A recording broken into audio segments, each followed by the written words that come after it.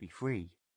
I left my address with Boyd and went down to Cotterstock in Northamptonshire to stay with my old friend of college days, George Hamilton, who rented a hunting box and rode with the Fitzwilliam pack.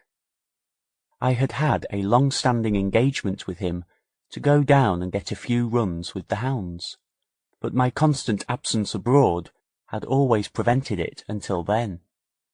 Of course, none of my friends knew my real position at the Foreign Office.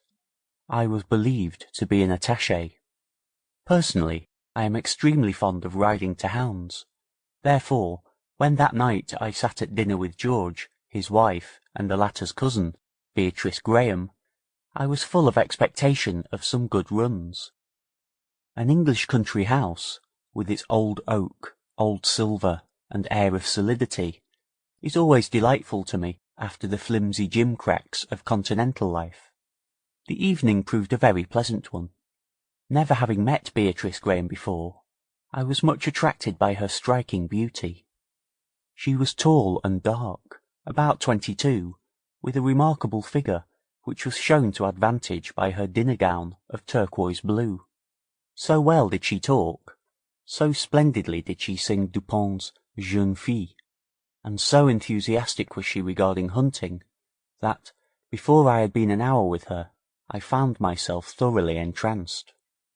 The meet, 3 days afterwards, was at Wansford, that old-time hunting centre by the Nene, about 6 miles distant, and as I rode at her side along the road through historic Fotheringay and Nasington, I noticed what a splendid horsewoman she was. Her dark hair was coiled tightly behind, and her bowler hat suited her face admirably, while her habit fitted as though it had been moulded to her figure. In her mare's tail was a tiny piece of scarlet silk to warn others that she was a kicker.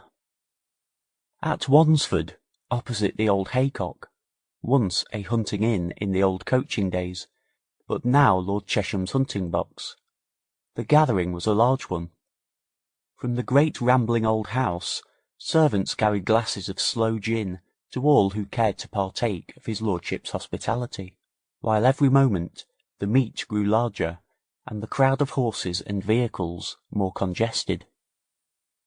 George had crossed to chat with the master, Mr. George Fitzwilliam, who had just driven up and was still in his overcoat.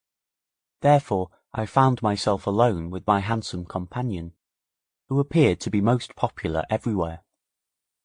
Dozens of men and women rode up to her and exchanged greetings, and the men more especially, until at last Barnard, the huntsman, drew his hounds together, the word was given, and they went leisurely up the hill to draw the first cover.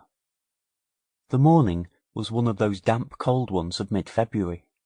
The frost had given, and everyone expected a good run, for the scent would be excellent. Riding side by side with my fair companion, we chatted and laughed as we went along, until, on reaching the cover, we drew up with the others and halted while hounds went in.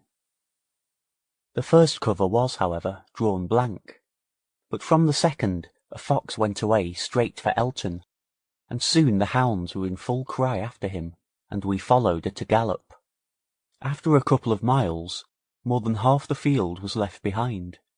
Still we kept on, until of a sudden, and without effort, my companion took a high hedge and was cutting across the pastures ere I knew that she had left the road.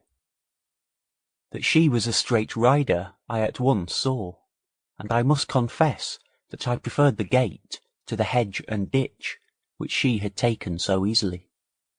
Half an hour later the kill took place near Haddon Hall, and of the half-dozen in at the death, Beatrice Graham was one. When I rode up 5 minutes afterwards, she smiled at me. Her face was a trifle flushed by hard riding, yet her hair was in no way awry, and she declared that she had thoroughly enjoyed that tearing gallop. Just, however, as we sat watching Barnard cut off the brush, a tall, rather good-looking man rode up.